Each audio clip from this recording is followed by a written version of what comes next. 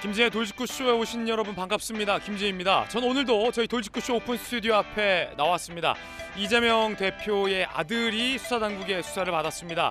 지난 대선 때 불거진 의혹 때문인데 이재명 대표의 아들이 쓴 걸로 강하게 추정되는 글, 이재명 대표 아들이 조사받았던 혐의는 바로 상습 도박과 성매매 여부입니다. 관련해서 민주당의 반응은 무엇일까요? 잠시 후에 이야기 나눠보겠습니다. 저는 비가 오나 눈이 오나 매일 아침 이곳에서 여러분을 기다리겠습니다. 김지의 돌직구쇼 지금 라이브로 시작합니다. 잠깐만요.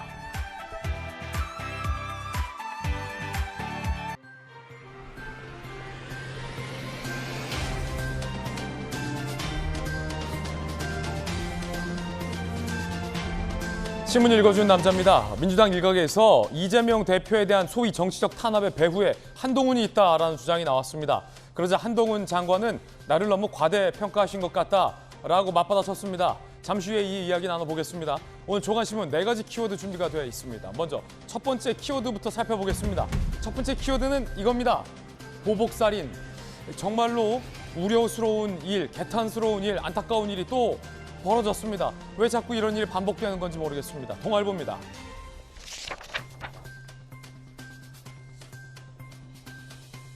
서울 한복판에서, 그것도 신당역 지하철 화장실에서 여성이 흉기로 살해됐습니다. 그런데 이 용의자는 300차례 피해 여성을 스토킹을 했습니다. 그런데 영장이 기각돼서 논란입니다.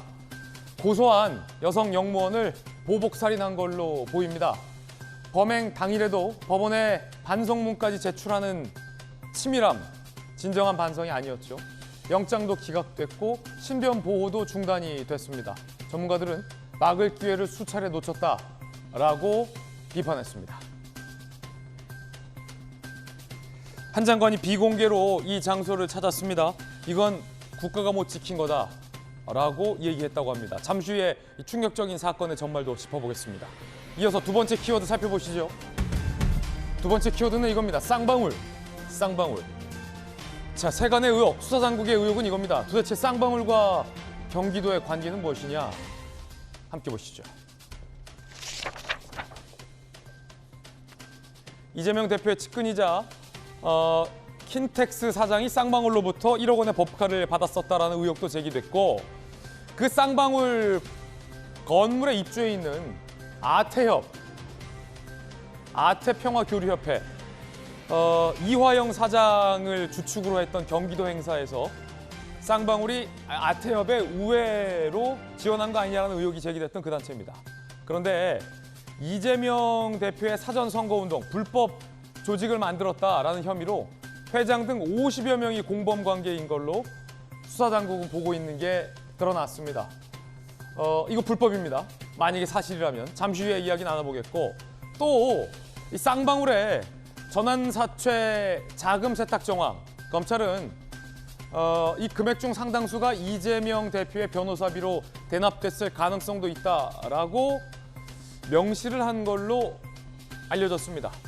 쌍방울, 그리고 경기도, 그리고 이재명 대표. 검찰은 뭔가 삼각관계 모종의 연관고리가 있는 게 아닌가 의심하고 있습니다. 잠시 후에 이야기 나눠보겠습니다. 자, 이어서 다음 키워드입니다. 세 번째 키워드는 이겁니다. 물고. 경향신문 3면이 쓰고 있습니다. 한일 정상회담이 열릴 것으로 보입니다. 어제 용산 대통령실이 밝혔는데 내용보다는 일단 만남의 방점이 찍히죠. 거의 3년 가까이 한일 간의 관계가 냉랭했는데 뉴욕에서 2년 9개월 만에 한일 정상이 만나게 되는 겁니다. 관계 개선에 물꼬틀까? 경향신문도 기대감 있게 기사를 쓰고 있습니다. 기시다 총리와 윤석열 대통령이 만나서 한일 관계의 물꼬는 터야 합니다. 언제까지 이렇게 냉랭하게 지낼 수는 없는 노릇입니다. 이어서 다음 키워드입니다. 네 번째 키워드는 이겁니다. 검수완박에 이어 감사완박이라는 키워드인데, 자, 이 신조어 같은데 한국일보 오면입니다. 감사완박 어떤 걸까요?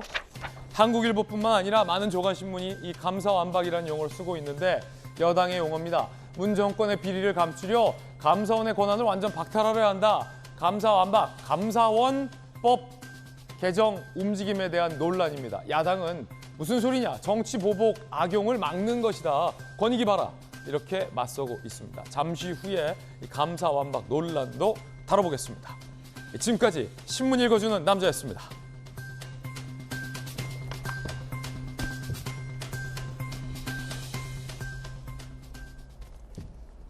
오늘 함께하신 분들 소개해드리겠습니다. 여당 국민의힘의 혁신위원 천하람 변호사님, 그리고 이번에 국민의힘의 비대위로 합류한 김병민 비대위원 나오셨습니다. 혁신위원회 비대위원까지 모셨습니다.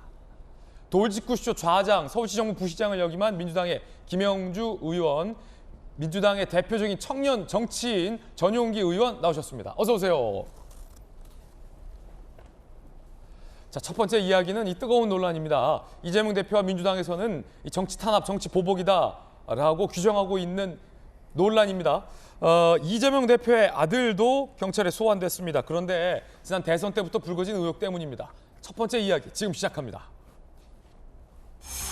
부인의 아들까지 조여오는 수사망. 아들은 어떤 혐의일까? 지난 대선 때 불거졌던 것 기억하시다시피 상습 도박 혐의와 성매매 혐의로 경찰에 조사를 받았습니다.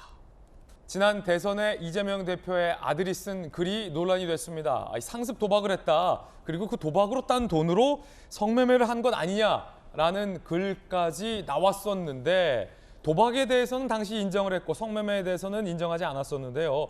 경찰 조사 어떤 내용이었을까요? 그때 당시에 이재명 대표 장남이 썼던 글부터 보시죠. 이기고 싶다. 난 포커 플레이어라고 생각했는데 사실 까보니 도박꾼에 지나지 않았던 것 같다. 550 정도로 땄다. 2주 정도의 굿런이다. 라고 얘기가 나왔고, 홀짝으로 마이너스 500 찍었다. 잃고 따고 했던 상습 도박 혐의가 제기됐죠. 도박에 대해서는 이재명 대표 측에서도 당시 인정했습니다. 자, 이 더 큰 논란이 되는 건 이겁니다. 여튼 운빨로 먹은 건 안마 받으러 간다. 등등등등. 방송에서 쓸 수 있는 수위 정도의 글이 이 정도입니다. 이재명 대표 장남 2019년에서 지난해 말까지 1,400만 원 상당의 게임머니 거래 글이 발견됐죠. 미 서버든 불법 도박 사이트에서 200여 개 후기 글까지 게시를 했습니다. 난 도박꾼, 도박 초기 550만 원 땄다. 파워볼 홀짝으로 500만 원 잃었다 등등의 글을 올려왔습니다. 자, 성매매 혐의와 관련된 추정 글입니다. 마사지 시간 안 지킨다. 내상을 입었다. 이게 용어라고 합니다. 전 잘 모르겠습니다만. 그제 장남 이모 씨 소환 조사 이르면 이달 중 기소 여부가 결정된다고 합니다. 대선 때 불거졌던 의혹인데 이제야 경찰이 소환 조사를 한 겁니다. 천하람 변호사님. 네. 대선 때 불거졌던 의혹인데 이제 소환 조사하네요? 아무래도 이제 대선 기간 중에는 또 선거에 영향을 미칠 수 있기 때문에 수사에 좀 신중을 기한 것 같고요. 오늘 무슨 의사 선생님 같아요, 의상이. 그래? 그러네요, 조금. 네. 예. 뭐 하나 이렇게 달고 나와야 될 것 같습니다. 변호사입니다. 예. 그리고 또 최근까지는 민주당 전당대회가 진행 중이었지 않습니까? 그러다 보니까 조금 여유를 가지고 수사를 한 것 같고, 특히 저런 도박 범죄라든지 성매매 범죄 같은 경우는 선거 범죄와 다르게 공소시효가 그렇게 짧지 않습니다. 그래서 이제 좀 여유를 갖고 한 것 같은데요. 급할 건 없다. 네네. 근데 이제 일각에서는 지금 이재명 대표나 배우자까지 수사 중인데 아들까지 수사하는 게 너무 과하지 않나라고들 하시지만은 도박 같은 경우에는 특히나 지금 너무 혐의가 구체적이고 예. 본인이 스스로 이제 인증을 해놓은 증거들이 너무 많아요. 그러다 보니까 여기에 대해서 이제 고소고발이 이미 들어와 있었고 진즉에 무시하고 갈 수는 없다. 이제는 선거 이런 국면이 지났고 전당대회도 끝났기 때문에 이제는 이걸 수사해야 된다라고 수사기관도 판단한 걸로 보입니다. 요거는 불법인 거죠? 당연히 불법이죠. 네. 이게 사실 우리나라 같은 경우는 한국 사람이 외국에서 도박을 하는 것도 다 불법입니다. 그리고 요새는 이제 실제 어디 마카오에 가거나 이런 것뿐만 아니라 외국의 서버를 둔 도박 사이트에서 도박을 하는 것도 다 불법이거든요. 굉장히 많이 요즘은 이 검거되는 케이스고 형량도 그렇게 낮지 않아서 이게 아무튼 중범죄로 처벌되는 경우들이 꽤 많이 있습니다. 당시에 이재명 대표의 반응은 대선 기간이었기 때문에 사과를 했습니다. 그리고 성매매 의혹과 관련돼서는 아들을 믿을 수밖에 없다라는 얘기도 했습니다. 그런데 장남이 경찰에 소환되자 민주당의 반응은 정치 탄압이다라는 반응으로 바뀌었습니다. 먼저 대선 당시 반응부터 보시죠. 부모 입장에서 참으로 죄송하다는 말씀을 드립니다. 앞으로 이런 일 발생하지 않도록 배전의 노력을 기울이겠다는 말씀을 드립니다. 깊이 사죄드립니다.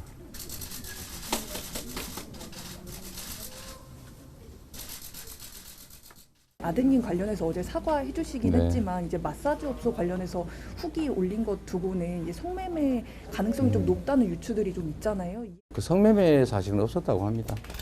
본인이 맹세코 아니라고 하니 뭐 부모된 입장에서는 뭐 믿을 수밖에 없는 상황입니다. 그 일각에서는 도박 자금 출처도 좀 수사해야 된다 이런 얘기도 하시는데 도박 제가 알기로는 은행에 빚이 좀 있습니다. 사이버머니라고 하나요? 사서 한 모양인데 이런 게 1,000만 원까지는 안 되는 것 같습니다.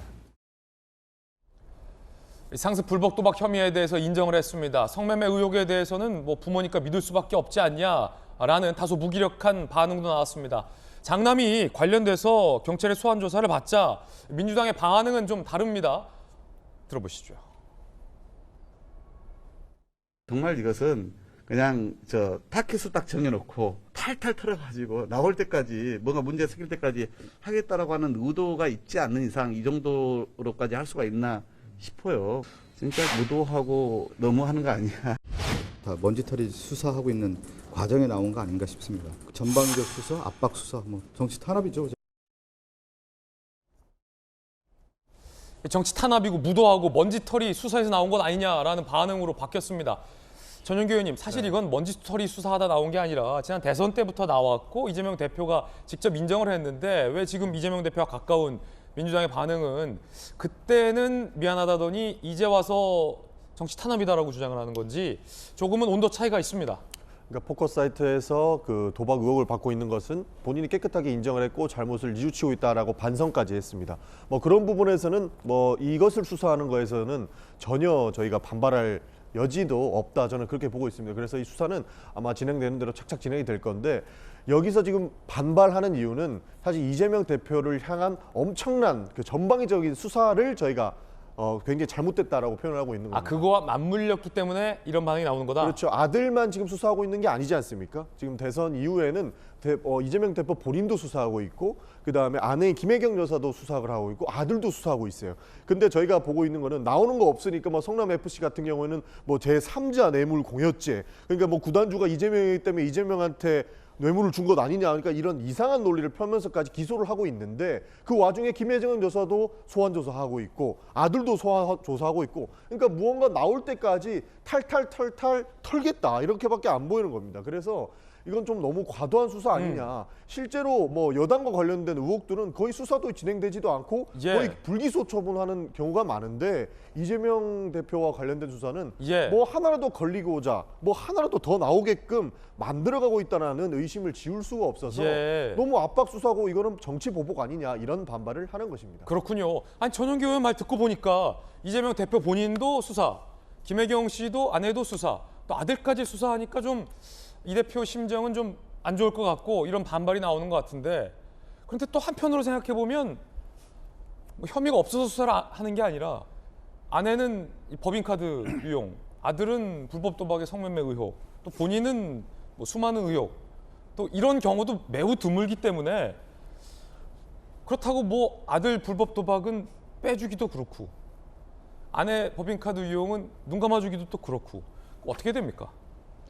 그러니까 한동훈 장관이 얘기했던 내용들처럼 없는 죄를 가지고 의도적으로 만들어내서는 정말 국민들께서 용인할 수 없는 참담한 범죄라고 볼 수 있지 않겠습니까? 근데 지금 나오고 있는 수많은 일들은 이미 대통령 선거 과정에서 민주당의 대선 경선 과정부터 불거졌던 의혹들, 또 시민단체에 고발된 사건들, 지금 나오고 있는 장남의 의혹 같은 경우는 그 당시 언론이 보도했던 내용들을 바탕으로 이재명 후보가 직접 나와서 고개를 숙였던 사건들이죠. 연예인들의 불법 도박 뉴스들이 막 나오기 시작하면 이 사회적으로 공분이 들끓는 내용들에 대해서 그저 죄송합니다 고개 숙이고 치료를 성실히 받겠습니다로 넘어갈 수 있겠는가 하면 그렇지 않다는 점들을 우리 국민들이 잘 알고 있을 거라 봅니다. 더군다나 이 불법 도박을 상습적으로 진행을 했다면 여기에 대해서는 자금이 어떻게 집행이 됐든 여부, 그리고 그 불법 도박 사이트에서 같이 연결되어 있는 현실적인 범죄들에 대해서도 경찰 입장에서는 고발 사건들이 들어왔을 때 인지된 내용 속에서 아무것도 없었던 거로 경찰이 과연 덮을 수 있겠는가 이런 생각이 듭니다. 아직 검찰 단계에서 이 내용들을 대대적으로 기소한 것도 아니고요. 우리가 이제 검찰과 경찰의 수사를 지켜보면서 정치적인 문제가 있다 이렇게 얘기할 때는 피의 사실을 공표하면서 낱낱이 망신을 주게 되는 내용들이 언론에 막 보도될 때 이런 표현을 쓰기도 하는데, 사실 지켜보면 장남 아들에 대해서 경찰이 소환 조사했다, 이거 밝혀질 수 있는 것 아닙니까? 그 외적으로 그 안에서 어떤 일이 있었는지, 자금이 어떻게 들어갔는지 이런 내용들을 우리가 시시각각으로 알고 있지는 않습니다.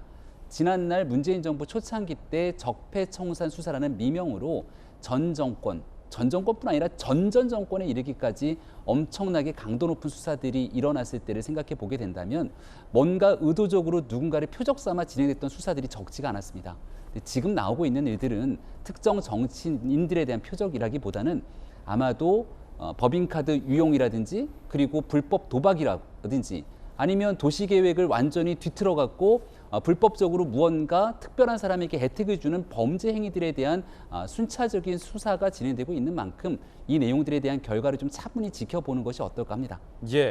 자, 야당에서는 방금 들으셨던 것처럼 본인의 와이프의 아들까지 너무한 거 아니냐, 이거 정치 탄압이다. 국민의힘에서는 들으셨던 것처럼 이 중에서 그럼 뭘 빼주냐, 다 불법인데, 이렇게 주장하고 있습니다. 그러니까 이게 우리 옛날에 김영주 의원님 그 학교 다닐 때 방학 숙제로 일기를 내주지 않습니까? 그런데 꼭 일기를 이제 밀어서 몰아쓰는 친구들이 있어요. 그러다 보면 스텝이 꼬이는 거예요.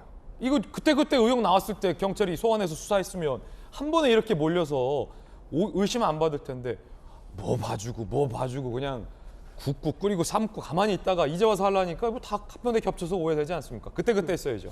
그런 부분이 없잖아 있죠. 또 하나는 사실은 이제 이 아들의 경우에는, 장남의 경우에는 사실은 이제 자기가 쓴 댓글을 기준으로 수사를 그렇게 세게 했다라고 하는 건데, 제가 죄를 진 것을 덮어주라는 뜻이 아니라 실제로 댓글이라고 하는 형식, 그리고 이제 어찌 보면 도박 자금의 어떤 수준, 예를 들면 뭐 수천억 도박판에 그 전문 도박 사이트에 들어와서 했는지, 혹은 뭐 마사지 샵에 가서 실제적으로 갔다는 그 자체만 가지고도 그렇게 세게 이렇게 10시간씩 소환을 한다라고 하는 것이 과연 일반적인 어떤 그런 비슷한 사례에 있어서 형평성에 맞는 것인지를 한번 살펴볼 필요가 있다. 그렇다고 뭐 이재명 후보의 아들이기 때문에 그런 문제가 있어도 덮여주고 가고, 뭐 부인까지 있으니까 아들은 빼준다, 이런 건 있을 수 없겠죠. 하지만 이 사건 자체를 수사하는 방식에서 지나치게 경찰이든 검찰이든 큰 인물과 관련된 큰 사건 하나를 걸어서 내가 승진하겠다, 이런 욕구를 가지고 자꾸 수사하는 것. 그래서 일반적인 저런 경우에 어떤 사람은 그런 얘기도 해요. 댓글 달고 후기 단 사람들 다 수사해야 되는 거 아니냐. 이제 그런 부분에 있어서 이미 인지된 부분을 수사 안 할 수는 없으나, 그런 부분에 대해서 과연 경중이라 할지 형평성이라 할지 이런 부분도 좀 볼 필요가 있다, 그렇게 생각이 듭니다. 시기도 문제인 것 같아요. 그러니까 이렇게 몰았다 하면은 오해받는다니까, 수사기관이. 그때 지금 몇 개월입니까? 지금 뭐 하다가 이제 소환합니까? 그렇습니다. 그러니까 그래서 뭐 기간도 왕창 한꺼번에 하고, 또 확실히 정권이 어느 편에 있는가를 눈치 보고 하는 듯한, 그러니까 더 의혹을 받는다는 것이죠. 그래서 기본적으로 보면 이거 자체도 만약 경찰이 그렇게 수사를 하게 된다면 다시 한번 이 모든 부분들에 대한 어떤 검찰의 무게를 또 다시 주는 그런 결과를 경찰 스스로가 자기 권한을 반납하게 되는 그런 결과를 가질 수도 있다, 그렇게 생각이 듭니다. 그렇군요. 이 쌍방울 수사만 해도 그렇습니다. 지난번에 압수수색도 한번 안 하고 무혐의 했다가 뒤늦게 정권 바뀌고 압수수색하고서 증거 발라서 다시 기소 의견으로 송치한다고 하니까 이런 반발이 나오는 거 아닙니까? 할 때 한 번에 제대로 압수수색해서 수사 끝냈으면 이런 논란 없지 않겠습니까? 아태엽입니다. 쌍방울 유착 의혹 아태엽, 대선 불법 지원 50명 가담, 이재명 대선 예비후보 등록 직후 아태협 회장 안모 씨 등 50여 명 아태 충청 혁신 포럼을 만들었다는 거예요. 조선일보 보도에 따르면 사전 선거운동 불법 선거 조직을 만들어서 운영했다라는 겁니다. 그런데 이 아태협은 아시다시피 지난번 킨텍스 이화영 사장이 경기 평화부지사로 있을 때 했던 그 행사에 돈을 냈는데 그 돈을 쌍방울이 대신 내준 거 아니냐라는 의혹도 받고 있고요. 다양합니다. 그리고 쌍방울 건물에 이 아태협이 무상으로 들어가 있는 건 아니냐라는 의혹도 지금 받고 있어요. 이번 압수수색 때문에 이거 지금 다 나온 겁니다. 아태협 간부가 기소됐고 회장 등 50여 명 공범으로 적시돼 있다는 보도가 나왔습니다.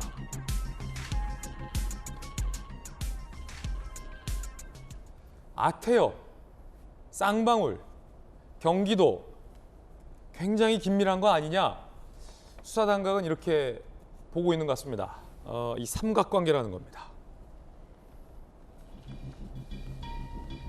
아태협, 이재명 경기지사 시절 대북행사 공동주최, 쌍방울 측으로부터 사무실 무상 제공, 본사 건물 입주, 회장 안 씨, 쌍방울 계열사 사내이사, 이재명 불법 선거조직 가담 의혹으로 공범만 50명으로 또 기소됐다는 보도도 나오고 있는 상황.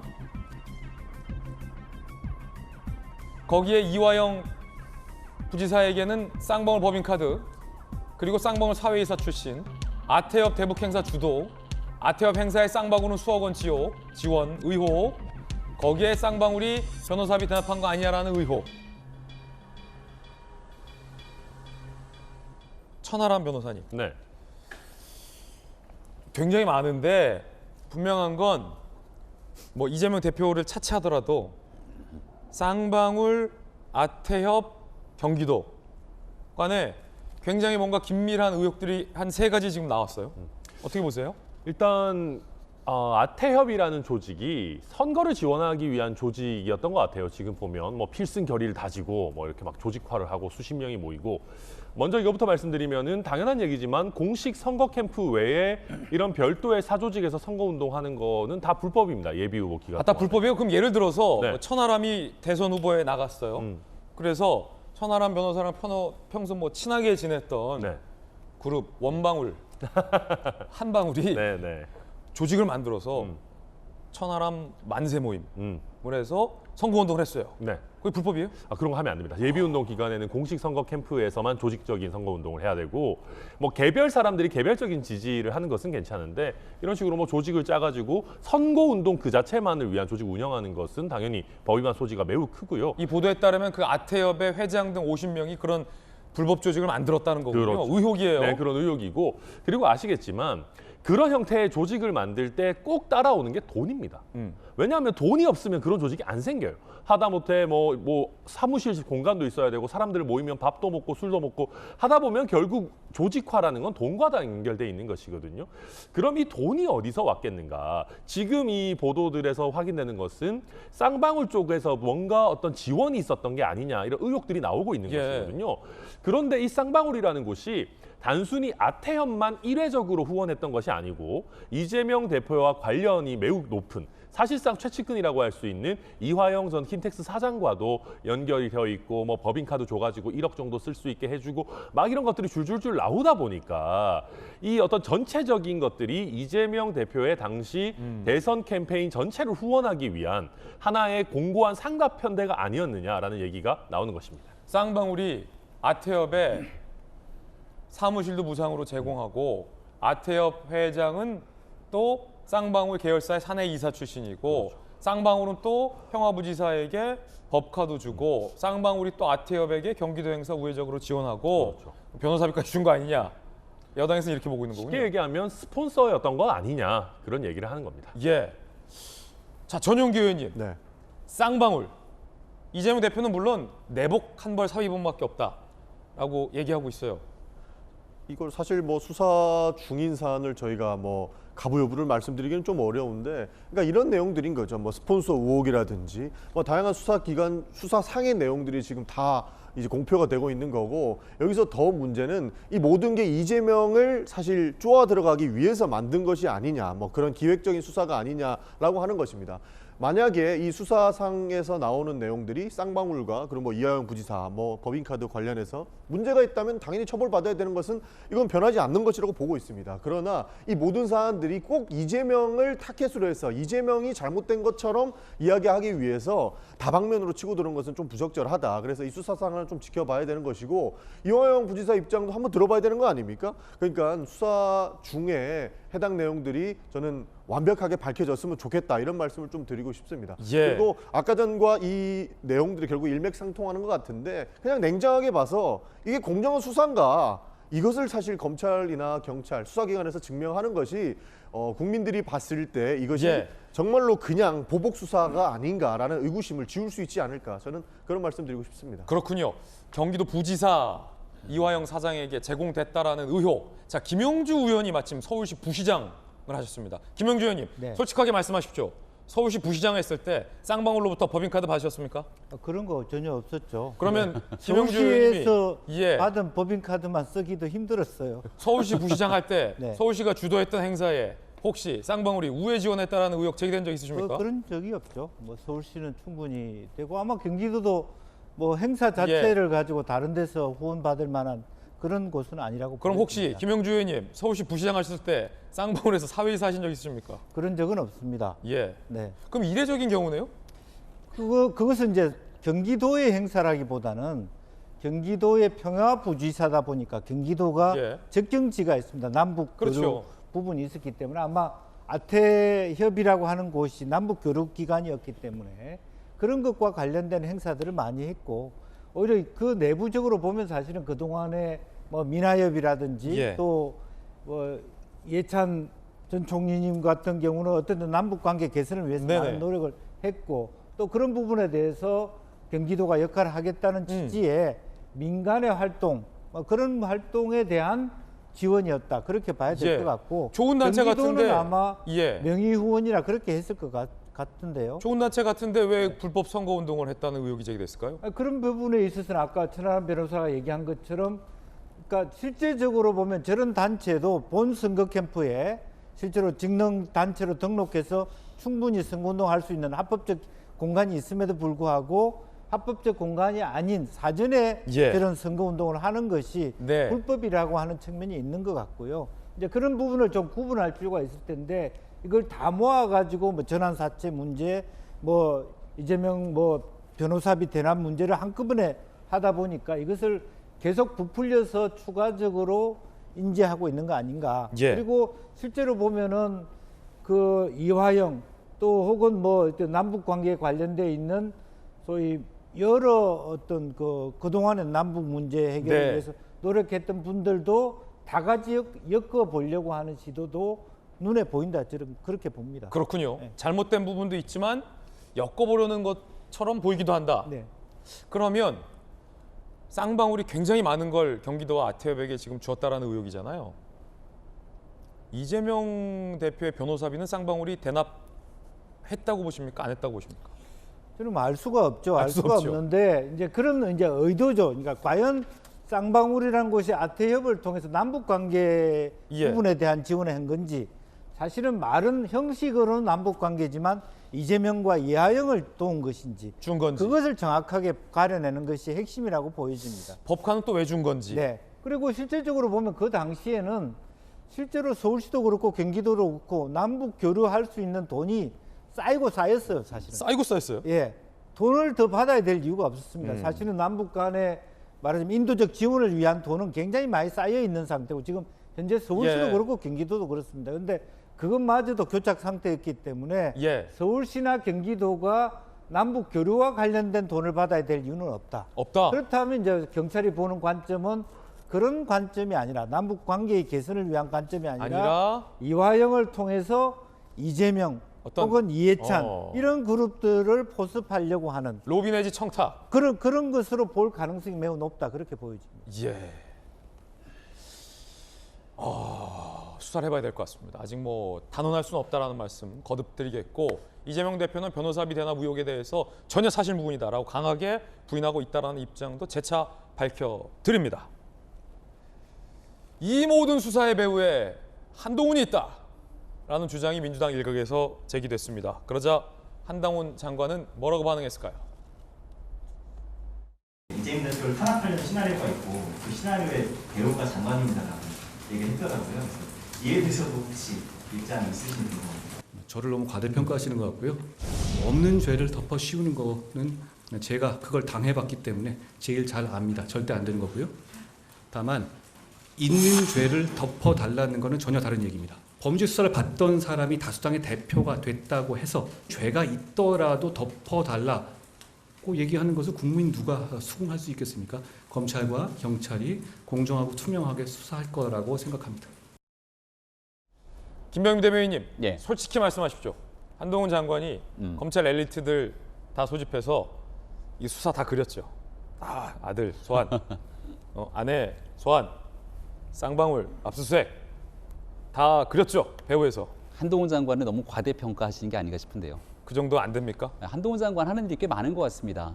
현 정부에서 가장 눈에 띌 정도로 열심히 일을 하고 있는 상황인 것 같은데 본인 얘기가 앞서 얘기했던 신라젠 취재 의혹 때문에 얼마나 많은 고초를 겪었습니까? 시간이 지나고 나서 그걸 취재했던 언론사의 기자도 무죄로 정리가 됐던 상황이기 때문에 이렇게 없는 죄를 어거지로 만들어내는 일이 참으로 부당하다라는 것들을 아마 한동훈 장관 스스로 몸소 뼈저리게 느낄 겁니다.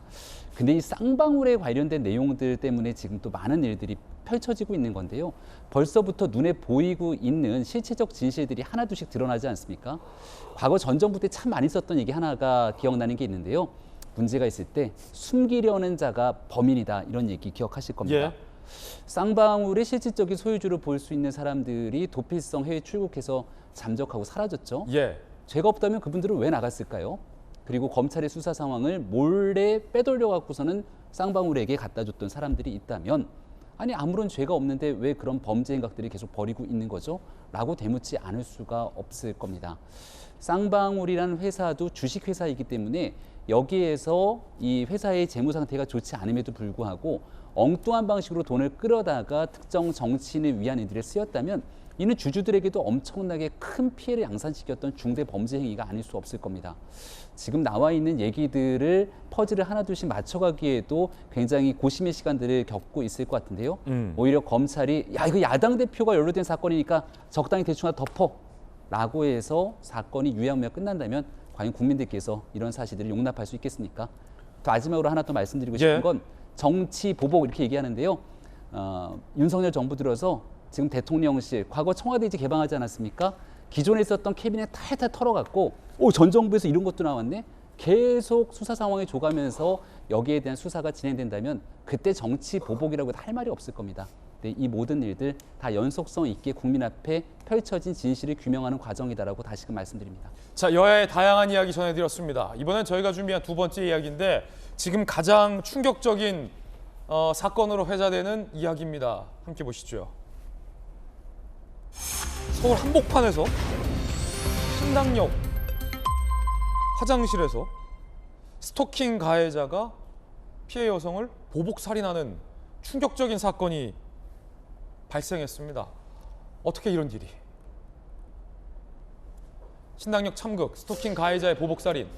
그제 20대 여성 영무원 A씨, 신당역 여자 화장실 순찰 중 30대 남성 전모 씨가 휘두른 흉기의 피습.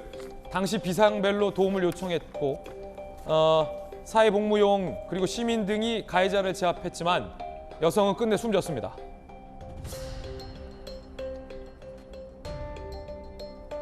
알고 봤더니 이 가해 남성도 사망한 피해 여성과 서울교통공사 입사 동기 2019년부터 300여 차례 연락 및 불법 촬영 영상으로 협박, 스토킹. 지난해 피해자 고소로 가해자 남성은 교통공사에서 직위 해제됐고요. 내 인생 망치고 싶냐 등 3개월간 협박 메시지, 스토킹 혐의로 추가 고소했고요. 검찰이 불법 촬영 스토킹 혐의로 징역 9년을 구형, 선고 하루 전 피해자를 살해했습니다.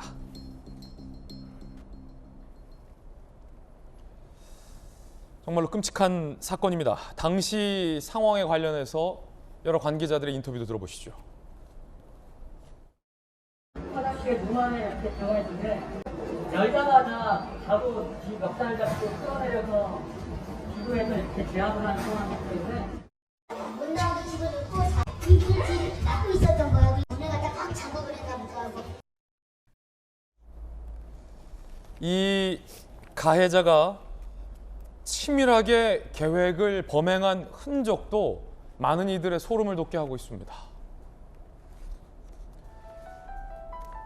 내부망을 통해 피해자 야간 근무 사실을 확인했고 흉기를 미리 준비한 후에 일회용 승차권을 이용해서 이동을 했고 범행 당시 샤워캡을 착용했습니다.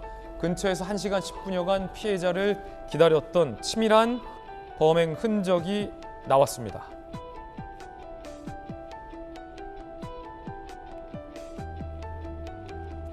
재판 과정에서 원한이 생겼다. 범행을 오래전부터 계획했다라고 시인을 했고요. 살인 혐의로 구속영장을 신청. 경찰은 보강 수사 뒤 특가법상 계획 보복살인 혐의도 변경할 계획입니다. 이 가해 남성이 어제 포착됐는데 영상으로 보시죠.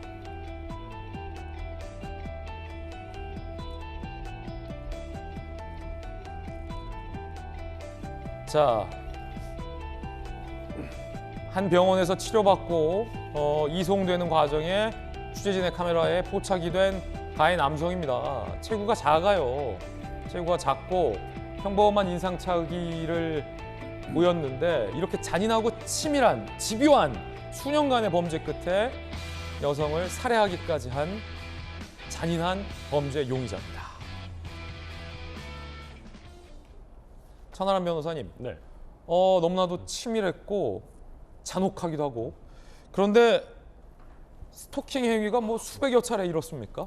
네, 그렇습니다. 한 300여 차례 이제 장기간 이루어졌다라고 하고요. 그 죄질도 굉장히 안 좋았습니다. 뭐 영상 같은 것들을 가지고 또 피해자를 협박하고. 그러니까 그럼에도 불구하고 이제 저희가 굉장히 의아해하는 것은 왜 이 사람이 구속이 되지 않았을까? 그러게 말입니다. 사실 징역 9년이 구형될 정도면 검찰이나 수사기관도 이게 굉장히 심각한 범죄라는 것을 인지하고 있었다는 것이거든요.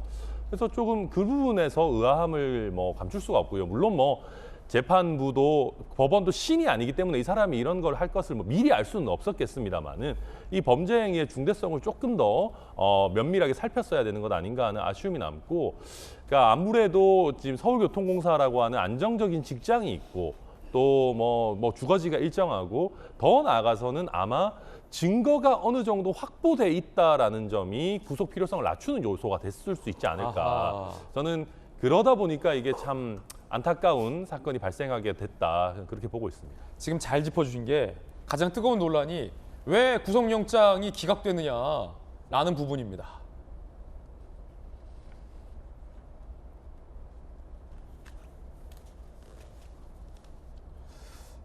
준비되면 띄워주시고요. 스토킹을 방치한 것 아니냐. 결국 이런 참극이 구속영장 기각 때문에 벌어졌다라는 지적이 나옵니다. 준비 안 됐습니까? 네네네. 안 되면 안 됐다고 빨리 말씀 주세요. 자, 재판부에 반성문 제출한 날 살해되기까지 했다고 합니다. 이런 거에 결국 속은 게 아니냐. 이런 분석도 나옵니다. 가해자 전 씨 범행 당일 잘못을 인정하고 피해자에게 사죄를 드린다. 지난달부터 이달 13일까지 2달치 반성문 작성 후 재판부에 제출했다고 합니다.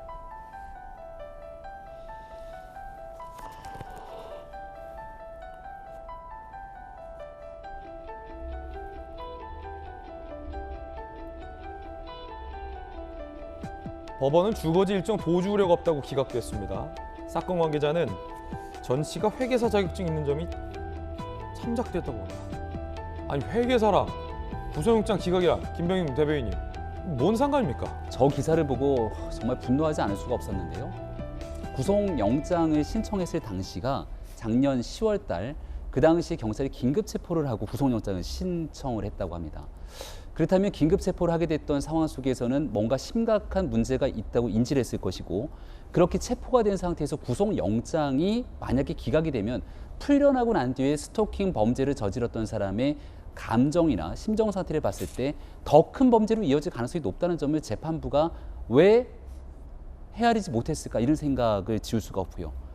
도주의 우려가 없다, 그리고 주거지가 일정하는 등 여기에 회계사 자격증이 있다는 것까지 지금 현재 보도로 나오고 있는 상황이기 때문에 저희가 명확하게 확인은 안 됩니다만 만약에 정말 영장을 기각했던 사유에 그 같은 일들이 이유를 들었다면 이 재판부에 대한 비난, 피해가기 어려울 거라고 생각을 합니다. 이게 그 뒤로 결과적으로 징역 9년이 구형됐도록 심각한 범죄 행위가 있는데 이게 결국 본인이 구속 상태가 아니라 풀려난 상태니까 이러한 고소가 들어오고 난 뒤에 합의를 종용하기 위해서 또 다른 스토킹 범죄들이 이어지게 된 것 아닙니까? 그러니까요. 그러니까 사람에 대해서 스토킹 범죄로 엄청난 피해를 입었던 이 여성에 대해서 결국 국가에 대한 보호, 도움을 요청했지만 그 도움을 국가가 저버려서 이 끝끝내 끔찍한 상황에 이른 것이 아닌가라는 생각이 지울 수가 없어서 이 당시에 도대체 지난날 어떤 일들이 전개가 됐던 것인지 면밀하게 다시금 되짚어볼 필요가 있다고 생각합니다. 한동훈 법무부 장관이 저 범죄 현장을 비공개로 방문했습니다. 뭐라고 얘기했는지 함께 보시죠. 국가가 피해자 지키지 못했다. 책임감 깊이 느끼고 할 수 있는 일 적극적으로 하겠다라고 얘기를 했습니다. 국가가 못 지켰다. 한동훈 장관도 매우 안타까워했고요. 이 구속영장이 기각된 부분이 매우 유감이고 또 안타깝습니다. 구속만 됐더라도 이런 참극은 막을 수 있었을 겁니다. 물론 재판부가 다 일일이 예상할 수는 없는 일이긴 합니다만 윤석열 대통령도 오늘 출근길에 조금 전 이렇게 얘기했습니다. 오늘 아침에 많은 언론의 그 조간 기사에서 신당역 영무원 스토킹 살인 사건 이 보도가 우리 국민들에게 큰 충격을 주고 있습니다. 작년에 그 스토킹 방지법을 제정 시행을 했습니다마는 피해자 보호에 미흡하다는 지적이 많았습니다. 출장 떠나기 전에 법무부로 하여금 이 제도를 더 보완해서 이러한 범죄가 발부딪힐 수 없게 피해자 보호에 만전을 기하도록 이렇게 하겠습니다. 스토킹 범죄, 한 장관은 지난 7월에 스토킹 범죄를 엄벌하겠다라고 밝힌 바도 있었습니다. 들어보시죠. 국민의 눈높이에서 볼 때 개선해야 할 사각지대들이 많이 있습니다. 이 부분들을 찾아서 해결하겠습니다. 그동안 전자장치가 가장 필요하다고 볼 수 있는 스토킹 범죄자에 대해서 전자장치 부착이 불가능했었습니다. 스토킹 범죄자에 대해서 전자장치 부착해서 피해자의 불안을 해소하겠습니다. 자, 매우 안타까운 부분입니다. 김영주 의원님. 네. 또 신당역 지하철역에서 서울 한복판에서 이런 이 끔찍한 사건이 벌어졌다는 거에 사실 많은 여성들이 불안해하고 있고요. 네. 많은 시민들이 걱정하고 있습니다. 그렇습니다. 방금 우리가 화면으로 봤습니다만 여성 안심 화장실 자체가 안심이 될 수 없는 그러네요. 장면이 그대로 드러났다는 거고 방금 말씀하신 것처럼 신당역이라고 하는 것은 시내 완전 중심부에 있는 모든 사람이 다닌다는 측면에서 이 사건은 두세 가지 정도로 봐야 될 것 같습니다. 어쨌든 스토킹 방지법 자체의 보완이 필요하다는 거고 현재 기본적으로는 스토킹 자체는 아직도 남성 위주로 본다는 거죠. 여자들이 잘못했으니까 남자들이 따라다니 이런 인식을 가져서는 절대 안 된다는 거죠. 세 번째는 여전히 서울교통공사 자체에서의 대책의 미비, 또 마지막으로 제가 강조하고 싶은 것은 85세 무임승차 비용이 8천억 이상입니다. 1년에. 그 뜻은 뭐냐 하면 서울시 지하철이 노후화되고 인력을 보강해 줘야 된다. 혼자 다니지 못하게 2인씩 짝을 지어서 다닐 수 있도록 좀 어떤 그 시스템적인 보완, 또 국가적으로도 대통령께서도 서울 지하철에 대해서 수도권이니까 서울 혼자서 다 하라는 것이 아니라 실제로 8천억 가까운 돈을 무임승차 비용을 서울시가 거의 못 받고 이런 부분들이 굉장히 저런 말하자면 범죄의 어떤 현장이 될 수 있는 가능성을 높인다는 인식도 좀 가져주셨으면 좋겠다는 생각입니다. 예. 자, 이번엔 저희가 준비한 다음 순서입니다. 뜨거운 소식, 3가지 소식 엄선이 되어 있습니다.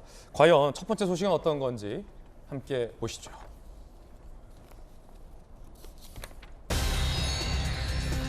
감사원법 개정안, 감사 완박 아니냐? 여당에서는 반발하고 있고 민주당에서는 보복을 불가능하게 막기 위해서다라고 맞서고 있는 뜨거운 논란 사안입니다. 감사 완박 논란인데 이거 어떤 내용인지부터 보시죠. 민주당 의원 60명이 감사원법 개정안을 발의했습니다. 당론으로 추진할 예정이다라고 보도가 되고 있고요. 특별감찰 시 국회에 사전 제출 승인, 감사 결과 보고, 그러니까 국회 허락 없이는 감사원이 특별감찰을 못하게 감사원법을 고치겠다라는 겁니다. 감사원 임직원 정치적 중립성 위반 시 형사 처벌하겠다. 감사 대상자의 감사 사유를 사전 통보하겠다.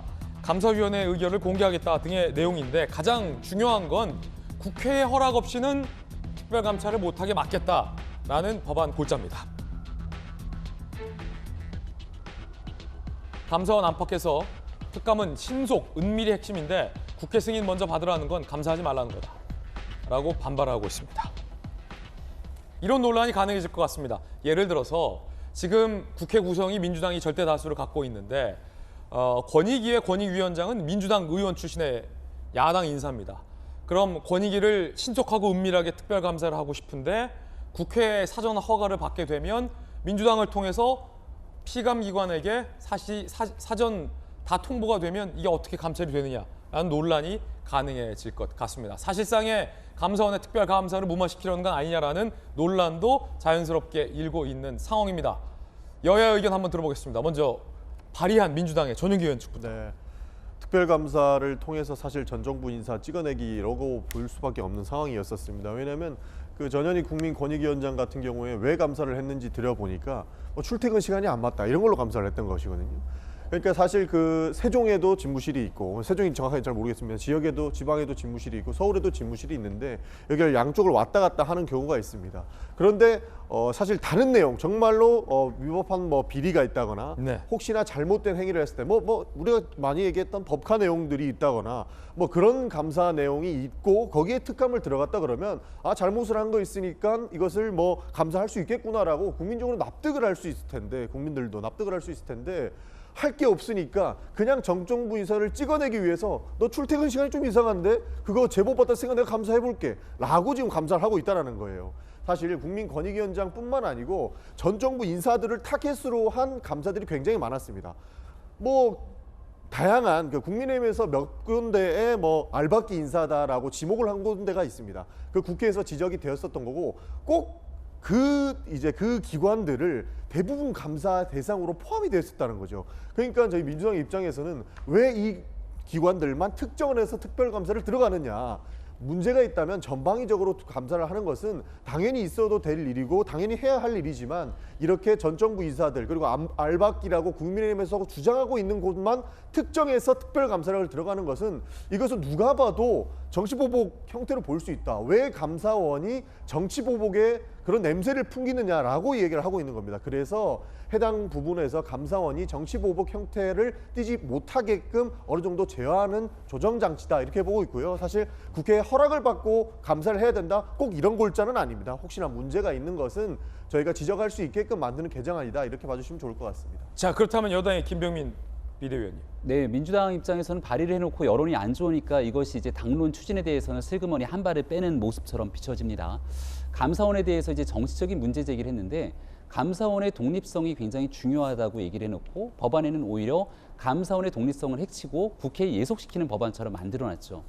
이 실질적인 국회의 다수당을 점하고 있는 민주당의 입장이기 때문에 만약 이런 방식으로 특별감사를 나가기 전 국회에 승인을 얻도록 해놓게 된다면 여러분들 잘 기억나시는 산업부 공무원들이 감사원 감사 나오기 전에 슬그머니 모여서 다 자료들 지웠던 내용들 기억하실 겁니다.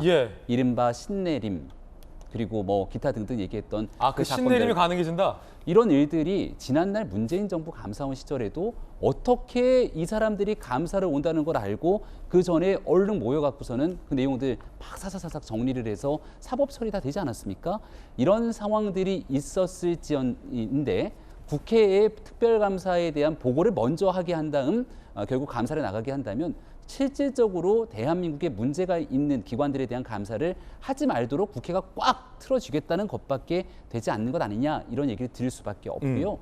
감사원의 정치적 중립에 대한 문제를 얘기하십니다.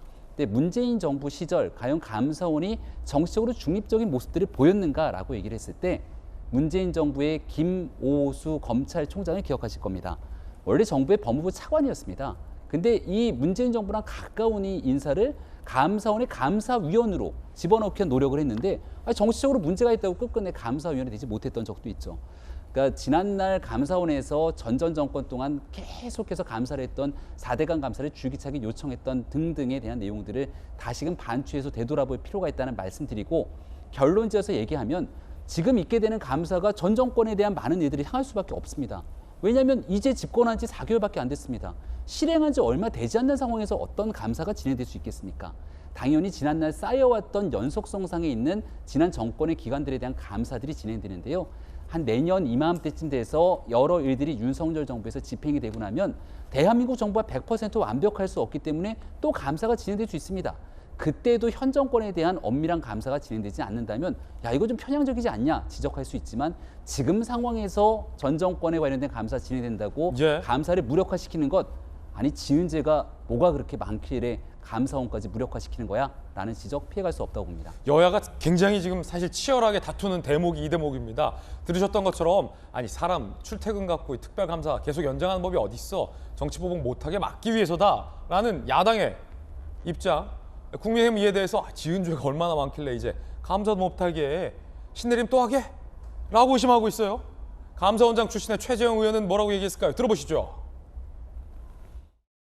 문재인 정권 비리 감추기, 감사원 죽이기 법안입니다. 감사원의 공직감찰 기능을 거대 야당의 통제하에 두어 지난 정권의 수많은 불법과 비리를 감사하지 못하게 하겠다는 것입니다. 지난 정권의 불법과 비리를 덮으려는 헌법 파괴적인 폭거를 즉각 중단할 것을 촉구합니다.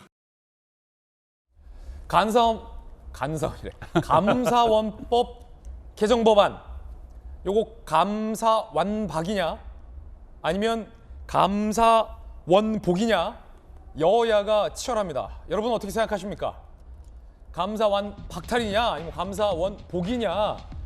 국민의힘 민주당은 국회 다수당의 무기로 검수완박이와 감사완박 감사원의 권한 완전 박탈을 꾀하고 있다. 자, 민주당 정책감사 빌미로 정부 부처 상황 노릇을 자처한다. 감사완박 아닌 감사원복이다라고 맞서고 있습니다. 자, 두 분의 의견도 좀 궁금합니다. 먼저 천하람 변호사. 네, 저는 민주당이 그냥 솔직하게 그 법을 이렇게 썼으면 좋겠어요. 민주당 인사에 대해서는 감사원이 감사 못한다. 민주당 인사에 대해서는 검찰, 경찰이 수사 못한다. 저는 그게 속내라고 생각해요. 그러니까 수사기관에 대해서는 검찰이 민주당 인사들 수사하니까 검수완박해가지고 검찰 수사권 뺏으려고 하고 앞으로 경찰도 수사 열심히 하면은 경찰도 수사하기 전에 국회 승인 받으라고 할 기세입니다. 지금 이대로 가면은. 그리고 저는 여기서 제가 국민의힘 소속으로서 굉장히 짜증나는 대목은 민주당이 굉장히 오만해요. 다음 총선에서도 민주당이 다수당이 될 거라고 저는 생각하고 있는 것 같아요. 만약에 그렇지 않다면 자, 한번 생각해 보십시오. 다음 총선 때 국민의힘이 다수당이 됩니다. 그러면 감사원이라는 게 뭡니까? 행정부가 잘못하는 걸 감사하는 거잖아요. 그런데 여당인 다수당한테 미리 승인을 받으라고 하면은 정부에 대한 감사가 제대로 이루어지겠어요? 감사원 없애자는 거랑 얘기 똑같잖아요. 근데 앞으로도 민주당이 영영 다수당일 거라고 생각하고 지금 말도 안 되는 제도를 계획을 하고 있는 거거든요. 저는 이런 민주당의 오만함이야말로 우리 국민들이 정말 단죄를 해주셔야 되는 거고 지금 전용기 의원님 말씀하셨죠. 뭐 전 그 야당 인사들에 대해서 뭐 짜잘하게 뭐 그런 부분에 대해서 문제 제기를 하면 되는 겁니다. 한두 가지 문제 있는지도 모르겠지만 감사에 대해서 비판하면 되는 거지 그거 하자고 정말 정말 초과상가 다 태울 수 없는 거잖아요. 감사원 전체를 무력화시켜버리면 어떡합니까? 그래서 뭔가 좀 이성을 찾았으면 좋겠어요, 우리 국회가. 저는 정말 그렇게 생각합니다. 네. 우선 뭐 민주당이 이런 그 감사원이 사실은 감사원장이 대통령이 임명하지만 독립기관 아닙니까? 그 기관을 미리 국회가 이렇게 통제하겠다라고 하는 것은 사실은 헌법적인 위헌 사안이 될 수 있는 문제인데 뭐 전용기 의원도 사인했는지 모르겠습니다. 60명 정도 국회의원이 했다는 건 저는 믿기지가 않는 수준이다. 이런 거 해서는 안 된다라는 생각이고요. 그거는 국민들이 봤을 때 민주당 자체가 갖고 있는 집단 질성이 과연 정상적인가까지를 의심케 하는 부분이다라는 부분은 제가 첫 번째 드는 부분이고 두 번째는 감사원 가장 안타깝게 생각하는 것은 감사원이 흔들리고 있다는 거죠. 그 물론 원인은 문재인 정부 때 감사원 흔들기를 했는지는 모르겠으나 원인 제공자 중에 하나는 최재형 감사원장이 국민의힘의 대선 후보가 되었다라고 하는 측면, 그리고 여전히 여당의 국회의원으로서 일을 하고 있기 때문에, 또 하나 새로운 감사원장이 첫 번째 질문에 이렇게 얘기를 하잖아요. 감사원의 기능에 대해서 대통령이 돕는 거다.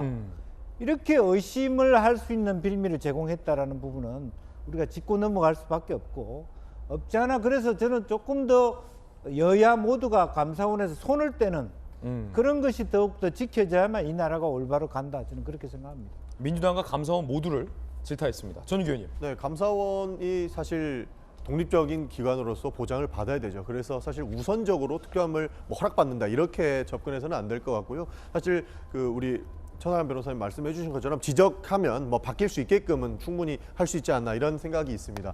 그리고 추가적으로 말씀드리고 싶은 것은 김병민 대표께서 말씀을 해주셨는데요. 감사원이 왜 정치적으로 이렇게 논란에 휩싸였나 보면 사실 문재인 정부 때 감사원이 이미 정치적이었다라고 볼 수도 있을 것 같습니다. 왜냐하면 그때 감사원장이 지금 국민의힘에서 국회의원하고 있지 않습니까?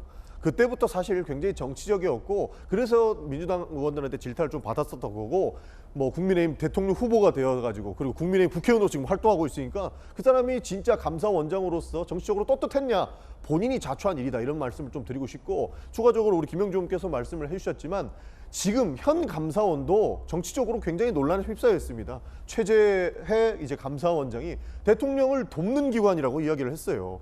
그러니까 감사원이 사실 국회나 그리고 행정부에서 이렇게 견제를 받지 않고 헌법상에 보장된 독립기관으로서 활동을 하고 활약을 하려면 이렇게 정치적인 논란을 본인들이 스스로 자처하지 말았어야 한다. 저는 이런 말씀 드리고 싶습니다. 예, 여야의 뜨거운 논쟁 다뤄봤습니다. 감사원이 뜨거운 감자가 됐군요. 첫 번째 소식은 감사원이었습니다. 두 번째 뉴스는 뭘까요? 함께 보시죠. 자, 윤석열 대통령이 5박 7일간 해외 순방을 떠나는데 어제 대통령실에서 그 일정 중에 한일 정상회담도 개최될 것이다. 일본과 합의했다라고 밝혔습니다.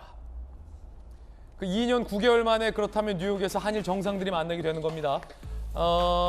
한일 양국 간의 관계 정상화에 물꼬가 트지 않을까, 개선되지 않을까라는 기대감이 있습니다.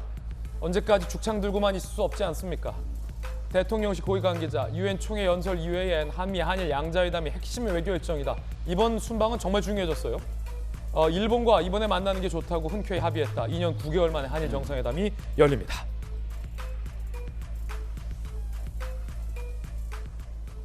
자, 순방 주요 일정 한번 점검해 보죠.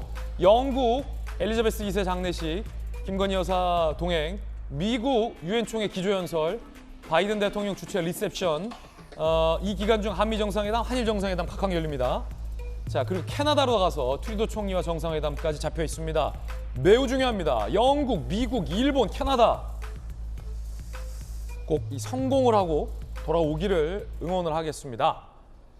자, 이 조국 전 장관이 당시에 일본을 비판하면서 죽창가 올렸던 것에 대해서 굉장히 많은 논란이 있었고 저는 매우 비판적으로 봤어요. 왜냐하면 일본을 비판할 수 있습니다만 일본과 아예 떨어져 살 수 없는데 모든 정부 부처 사람들이 입을 모아서 일본에 죽창을 들고 하면 그러면 일본에서 기업하는 우리 국민들은 어떻게 되고 일본에 살고 있는 우리 교민들은 어떻게 되고 그러면 차기 정부는 또 일본과의 관계에서 얼마나 많은 부담이 있습니까? 지혜로움이 필요할 때인데 이제는 관계를 개선할 때가 됐어요. 물론 일본에서 비판할 건 비판하고 요구할 건 요구하려지만 해야겠지만 그러려면 기본적인 관계는 형성돼야 되는데 김병민 대변인님 그 관계 개선에 물고 너무 많은 거 욕심내지 말고 윤석열 대통령이 또 일본도 기시다 총리로 바뀌지 않았습니까? 매우 또 합리적인 사람으로 일본 정계에서 평가받고 있기 때문에 좀 일단 관계 개선에 물꼬를 트는 게 좀 중요할 것 같아요. 네, 하나씩 풀어가야죠. 미래지향적인 한일 관계를 가져가겠다. 그리고 김대지 오부치 선언에 대한 그 내용들의 정신들도 잘 이어가겠다 이렇게 얘기를 한 바가 있는데요. 중요한 건 정부나 대통령 혼자서 결코 할 수 있는 일이 아닙니다. 많은 국민들께서 이제는 좀 과거에 안 좋았던 모습들에 대해서 역사적인 문제 분명하게 다 짚고 넘어갈 필요가 있겠습니다마는 지금 있게 되는 일본의 국민들을 앞으로 우리가 함께 살아가야 될 이웃 나라로서의 동반자로 같이 함께 미래지향적인 관계를 형성하기 위한 국민적 합의들도 굉장히 많이 중요하거든요. 이번 한일 정상회담 하겠다고 이제 얘기가 다 돼 있는 상태지만 일본에서는 아직 일정이 다 정해진 게 없다고 얘기할 정도로 모종의 기싸움들이 조금 벌어지고 있는 모습들은 아닌가 생각합니다. 물론 이제 유엔 총회 기조연설을 전후로 해서 아마 미국과의 정상회담 또 일본과의 정상회담이 순차적으로 이어질 거라고 보는데요. 우리 앵커께서 말씀 주셨던 것처럼 굉장히 켜켜이 쌓여져 있는 난제들이 많기 때문에 이거를 한 번에 모든 것들을 다 정리하는 리더십을 보이기는 쉽지 않을 겁니다. 그 관계를 복원하기 위해서 한 걸음씩 만날 수 있는 길들을 가져갈 텐데 여기에 만약 정치적인 해석을 걸어서 아무런 성과가 없다. 도대체 뭐 한 거냐? 과거에 있었던 문제부터 풀어라. 이렇게 접근하기 시작해서는 아마 한일 관계 풀리기 쉽지 않을 겁니다. 앞으로 나아갈 수 있는 그 토양에 대해서 든든한 받침이 될 수 있게 이런 국익에 관련된 문제에서는 여야가 좀 공의, 뜻을 함께 모으는 노력을 했으면 좋겠다는 부탁의 말씀도 드립니다. 자, 그런가 하면 이번 순방에 김건희 여사의 동행을 두고 민주당 일각에서 문제 제기를 한 바 있었습니다. 정청래 고민정 최고위원이 문제 제기를 한 건데 이에 대해서 진중권 교수가 비판을 했다고 합니다. 이 모든 이야기 한번 들어보시죠. 국민들은 물가에 애놓은 것처럼 혹시 사고치지 않을까. 김건희 여사님도 같이 가시던데 그 안에서 혹시나 또 뭔가 사건 사고가 생기진 않을까 하는 걱정도 되고요. 따져보면 문재인 대통령의 영부인도 과거에 외교를 빙자해 해외 유명 관광지란 관광지는 모두 돌아보신 바 있습니다. 김정숙 여사는 심지어 대통령 없이 혼자서 타지마할을 방문하기도 했었지요. 거기에도 꽤 많은 예산이 소모됐을 텐데 거기에 무슨 목적이 있었을까요? 싫든 좋든 김건희 여사는 이날의 영부인이고 영부인에겐 수행해야 할 역할이 있습니다. 이 역할 자체를 부정하는 것은 비판을 넘어 혐오로 보입니다. 국회의원이 세비 받았으며 이러한 사소한 것들이나 붙잡고 스토킹하는 모습 많이 없어 보입니다. 적당히 하시죠. 자, 이제 고민정 의원은 김건희 여사 꼭 가야 되냐, 사고 칠까 무섭다라고 비판을 했고 진중권 작가는 고민정 의원을 향해서 없어 보인다. 뭐 이렇게 직격했는데 김용주 의원님 어떻게 보십니까? 글쎄요, 문재인 대통령께서도 꼭 가실 때 김정숙 여사랑 같이 갔잖아요. 그것을 제일 옆에서 지켜본 사람 중에 한 사람이 고민정 의원일 텐데. 당시 대변인.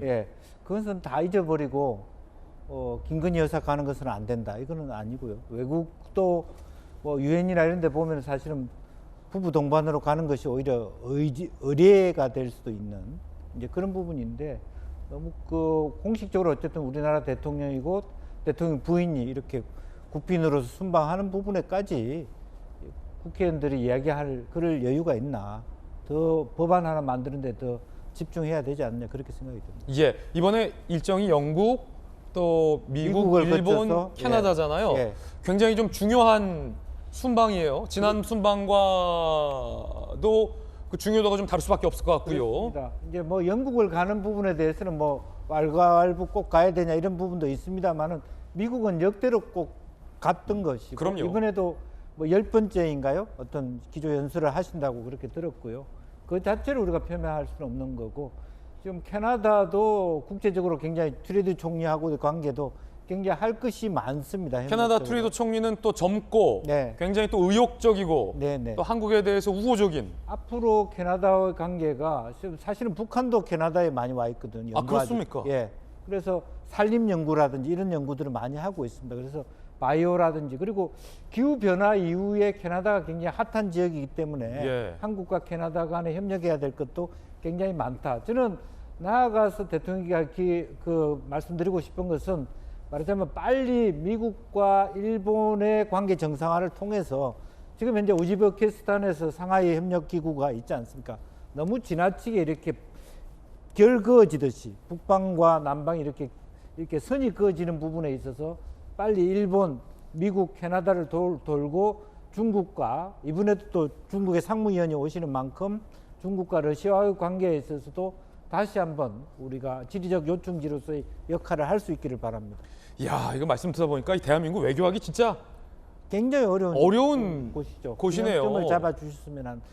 그걸 위해서라도 어쨌든 일본하고 관계 정상화 없이 중국, 러시아하고 관계 정상화하기 어렵다는 빨리 풀어야 관점에서 된다. 보면 한일 관계 빨리 풀 필요 있다 그런 생각이 듭니다. 일단 우방국 싹 돌고 한일 관계도 풀고 그래야 중국, 러시아 더 나아가 북한을 핸들링할 수 있게 된다.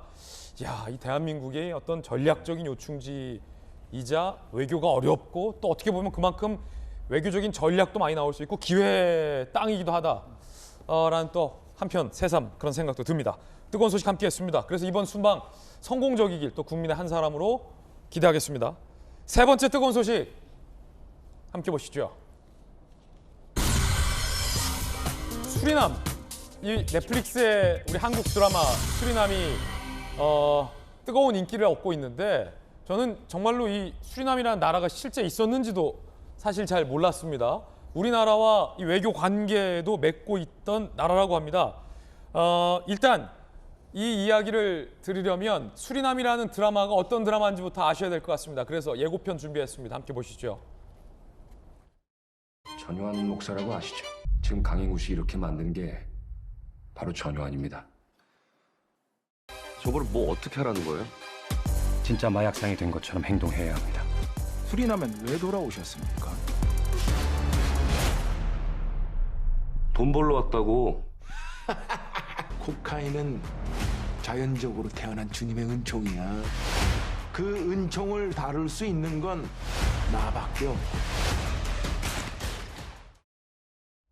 전용기 의원님, 이 드라마 수리남 보셨습니까? 네, 저는 봤습니다. 자, 지금 이게 뭐 어떤 내용인지 좀 설명해 주시죠, 일단. 그러니까 결국에는 그 수리남이라는 나라, 이제 사실 논란이 된 부분 그거 같아요. 수리남이라는 나라의 그 인구 절반 이상이 마약 산업과 관련이 있다라고 묘사가 되고 있습니다. 드라마에서. 그러니까 드라마 전체적인 내용은 그 한국에 있는 사업가들이 이제 수리남에서 사업을 또 영위하는데 거기에 마약과 관련된 업종으로 빠지게 되는 겁니다. 그러면서 나왔던 내용 중에 뭐 인구 절반 이상이 마약과 관련된 산업에 종사하고 있다라고 표현이 되고 있고, 그런 내용들이 지금 수리남에서 굉장히 강력하게 반발하고 있는 그런 지점입니다. 저기에서 등장하는 그 거대 마약상 전 씨가 실존하는 인물을 바탕으로 네. 저 드라마가 각색됐다면서요. 맞습니다. 그 마약왕. 실제로 수리남에서 마약 밀매를 하시던 분이 있었죠. 그래서 그분이 국정원과 이제 검찰과 다양한 조직 기관의 협력으로서 체포가 됐었습니다. 그때 당시에는 이 사람을 수리남은 지금도 뭐 안 돼 있다 그러는데요. 뭐 범죄자 인도 조약이 맺혀 있지 않을 때였고 지금도 안 돼 있는지를 확인을 해봐야겠습니다만 그때 당시에는 안 돼 있었기 때문에 이 사람을 해외로 빼나와서 이 사람을 체포하는 작전까지 펼쳐졌었던 거죠. 그것을 각색해가지고 수리남 드라마가 나온 것이다. 저는 그렇게 알고 있습니다. 아, 그렇군요. 이게 실화를 바탕으로 한 드라마고, 자, 그럼 수리남 정부가 우리나라 드라마를 상대로 법적 조치까지 예고하면서 문제 삼았던 대목은 뭘까요? 넷플릭스 드라마 수리남, 남미 국가 수리남 배경 마약 관련 내용, 수리남 정부가 마약왕 결탁된 부패한 이미지로 묘사가 돼 있다라며 수리남 외교장관이 수리남을 마약 국가로 몰아넣어 제작사 상대로 법적 대응 검토, 한국 정부에도 항의하겠다라고 이야기를 했습니다. 자, 그러자 수리남을 관할하는 베네수엘라 한국 대사관이 수리남 교민, 우리 교민을 대상으로 안전 공지문을 게재해서 뉴스가 더 커졌어요. 자, 우리나라 대사관입니다. 한국 대사관. 드라마 방영 여파로 많이 곤혹스러울 것으로 짐작. 각자 안전을 위해 주의 기울여라. 이러면 너무 무섭잖아요. 외교부, 수리남 정부 정식 항의 접수된 건 없다. 우호관계 유지 위해 계속 노력하겠다라고 얘기를 했습니다.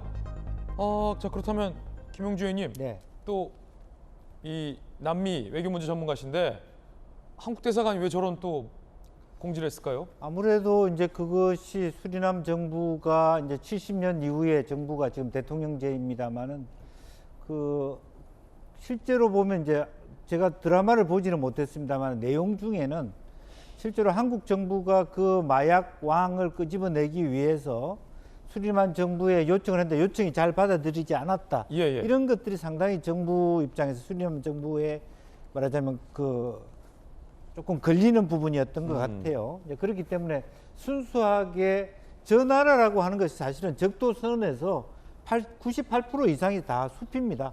한 2% 지역이기 때문에 아마 마약하기에 상당히 좋은 저기 숲으로 들어가기 때문에 그런데 어쨌든 건실하게 살아가는 우리 한인들이 피해가 당하지 않도록 하는 것이 아마 우리 정부의 그 역할이고 아마 수리남에는 외교기관이 없기 때문에 베네수엘라 국가에서 수리남까지 관리를 하는 것 같은데 조금 더 정부에서도 수리남 정부와의 이렇게 오해를 사지 않도록 하는 노력이 필요하지 않을까 그렇게 보여집니다. 그렇군요. 근데 이 또 김영민 대변인 네. 영화는 영화이고 드라마는 드라마일 뿐인데 뭐 그렇게 따지면 또 그럼 뭐 멕시코는 미국 상대로 헐리우드 영화에 다 뭐 저 고소해야 되냐 뭐 이런 댓글도 있더라고요. 그러니까요. 드라마 이제 시작되는 상황에 현실에 기반을 두고 있지만 여전히 창작물임을 알려드린다. 뭐 늘 그런 게 나오지 않습니까? 근데 너무 리얼하게 현실 같은 내용들이 묘사가 돼서 아마 수리남 정부 입장에서는 좀 뜨악하지 않았나 싶은데요. 실제 문제가 있었던 것도 사실이고, 근데 수리남 정부가 굉장히 불편했던 건 저 마약상이 대통령실에 막 들어갑니다. 예. 돈다발을 들고. 예. 그 돈다발을 들고 들어가서 요청하면은 막 가서 군대가 출동하기도 하고. 이 수리남 대통령이 알아서 다 마약상을 보호하기 때문에 오히려 이 마약상을 잡기 위해서 결국은 훨씬 더 많은 공조를 펼칠 수밖에 없었던 상황들로 가다 보니까 정부 전체가 대통령부터 이들을 보호하기 위해서 뭔가 사업하기 위해서는 군부대에게도 돈을 줘야 되고, 이런 모든 일들이 아마 수리남이라고 하는 나라에 대해서 부정적인 인식을 미친다라고 판단했던 것 같은데, 그만큼 드라마가 흥행이 안 됐으면 이런 일이 있을 리가 없거든요. 넷플릭스의 영향력이라는, 한국 콘텐츠의 영향력이라는 게 오징어 게임을 통해서 전 세계가 다 보게 됐으니까 아마도 이 수리남이라고 하는 드라마가 전 세계적인 흥행을 거쳤을 때 나타나는 여파를 좀 우려했던 것이 아닐까 생각합니다. 그렇군요. 뜨거운 소식 3가지 짚어봤습니다. 이번엔 저희가 준비한 다음 이야기입니다. 국민의힘 이준석 전 대표가 김병민 비대위원을 포함한 비대위원에게 5번째 5차 효력정지 가처분 신청을 했습니다. 이준석 전 대표의 이번 가처분 신청이 또 받아들여진다면 김병민 비대위원은 효력정지 되는 셈이에요. 자, 그 이야기 지금 시작합니다. 전면전을 이준석 전 대표가 선포하고 있어. 가처분 신청이 벌써 5번째예요.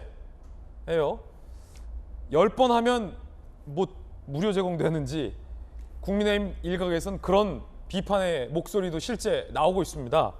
이준석 전 대표는 여기서 더 나아가서 윤 대통령 순방 때 국민의힘 지도부가 뭔가 꾸미고 있는 것 같다라는 의혹을 주장했습니다. 함께 들어보시죠.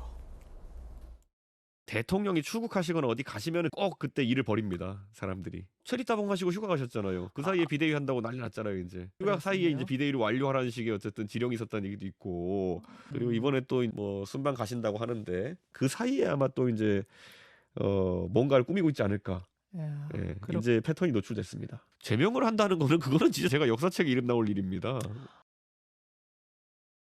자, 급기야 이제 대통령 순방까지 본인의 일에 끌어들였습니다. 대통령 순방 때 뭔가를 꾸미고 있을 거다라는 주장을 거듭 제기하고 있는 겁니다. 김병민 비대위원님, 혹시 이번에 비대위에서 뭐를 꾸미고 계십니까? 비대위에서 대통령 순방 때 윤리위를 열어서 이 대표에 대해서 추가 징계를 하거나, 아니면 한동훈 장관이 대통령 순방 중일 때 경찰을 컨트롤해서 경찰을 통해서 이 대표를 뭐 검찰에 넘깁니까? 꾸몄습니까? 황당한 얘기죠. 지금 비상대책위원회뿐 아니라 지금 윤석열 정부에 몸담고 있는 많은 사람들, 그리고 정부가 좀 잘 됐으면 좋겠다고 생각되는 분들은 이번 정상회담이, 이번 외교 순방이 얼마나 중요한지에 대해서 우리 도지국가 얘기했던 것처럼 이게 잘 되기 위해 한마음 한뜻으로 머리 지혜들을 좀 모으고 있는 상황입니다.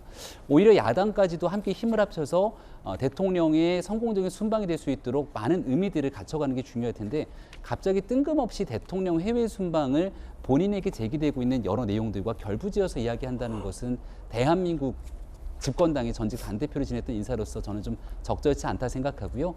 이준석 전 대표 입장에선 뭔가 뇌피셜로 상상해서 얘기하는 거 별로 안 좋아하는 것 같은데, 이런 일들에 대해서 전혀 근거 없이 얘기를 꺼낸 일들에 대해서 유감입니다. 일단 비상대책위원회에서는 수요일 이제 비대위회의를 열고 제일 먼저 했던 게 원내대표 선출이 사실 굉장히 중요하게 다가와 있습니다. 지금 정기국회 한복판에 있기 때문에 원내 사령탑에 조속히 선출하는 게 핵심 이슈거든요. 다음 주 월요일 정도면 이제 원내대표 선출을 위해서 급박하게 움직이게 될 거고, 또 정기국회 준비하기 위한 일들, 그리고 대통령 순방 기간에 맞춰서 국내에 있는 집권당이 그래도 나름대로 역할을 하기 위해 노력을 해야 될 것 아닙니까? 이런 일들에 매진하고 있는데 불필요한 근거 없는 얘기들이 뉴스화되는 일에 대해서 매우 안타깝고 유감이라는 말씀을 드립니다. 김병민 비대위원은 비대위에서 못 꾸미는 거 없다. 그러면 지금 국민의힘의 당 지도부라는 게, 원내는 지금 뭐 원내대표가 사퇴하겠다고 한 비대위 아니면 혁신위거든요. 천하람 혁신위원님, 혁신위에서 뭐 꾸미고 있는 거 있습니까? 혁신위가 뭐 이런 걸 하진 않죠. 예, 저희는 뭐 혁신을 가르고 있고요.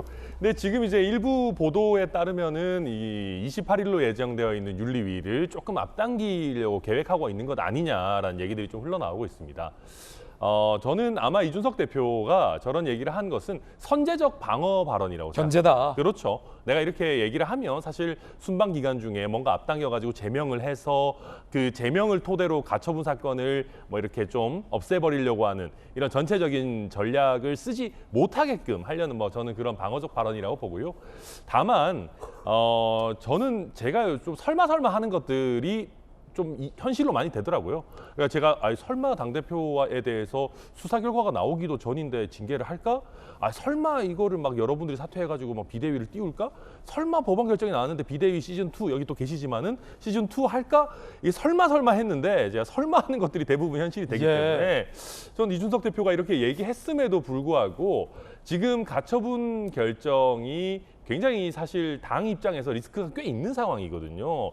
그러다 보니까 이준석 대표에 대한 추가 제명을 가지고 어떤 새로운 돌파구를 찾으려고 하는 그런 시도를 할 가능성도 있다. 선제적 발언이다. 네, 저는 뭐 그렇게 이해를 하고 있습니다. 자, 그러면 이번 이슈는 굉장히 좀 뜨거워질 것 같은데 이준석 대표가 김병민 비대위원을 상대로 가처분 신청을 또 했습니다. 5번째 신청을 한 건데 이걸 법원이 받아들이면 김병민은 직무정지됩니다. 김병민뿐만 아니라 정진석, 김병민, 전주혜, 김종혁, 김행, 뭐 박정아 다 직무정지가 됩니다. 정진석 비대위원장 임명, 비대위원 6명 직무정지 또 가처분 신청했습니다.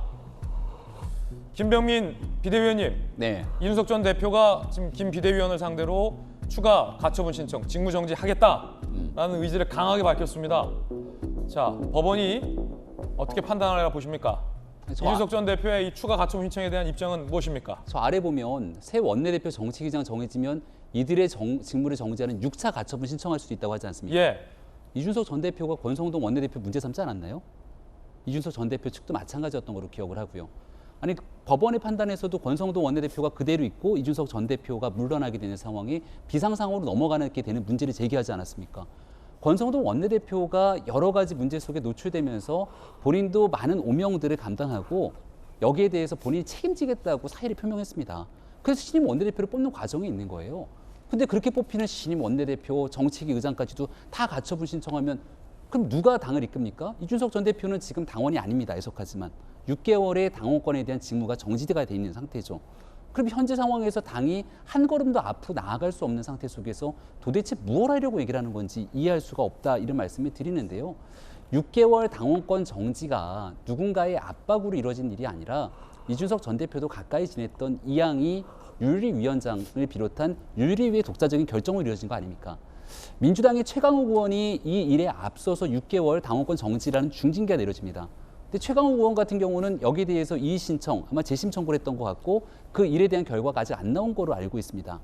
이준석 전 대표 입장에서도 이게 잘못됐다 판단되면 여기에 대해서 재심 신청을 하거나 잘못된 내용들을 이의 신청할 수 있었을 텐데 그렇지 않았습니다. 그리고 나서 진행됐던 나머지 절차들에 대해서 모든 게 잘못됐다고 얘기를 하게 되면 당인으로서 지내왔던 일말의 책임감에 대한 모습들이 드러날 수 있기 때문에 지금은 현재 내려진 결정들에 대해서 차분히 법원의 판단을 구하고 당은 집권당으로서 국민과 함께 역할을 하기 위해서 차분히 이를 수행해 나가려고 합니다. 자, 천하람 변호사님은 상당히 좀 곤란한 상황이 됐습니다. 이로써.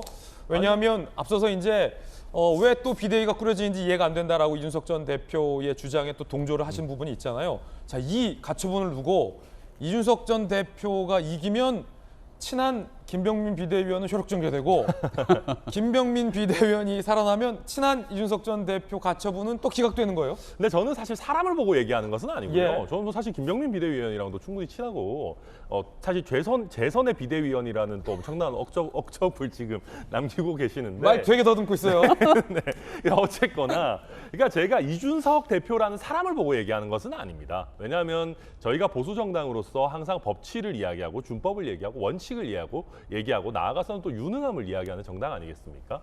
그런데 1차 가처분 결과 법원에서 얘기한 것은 명확했습니다.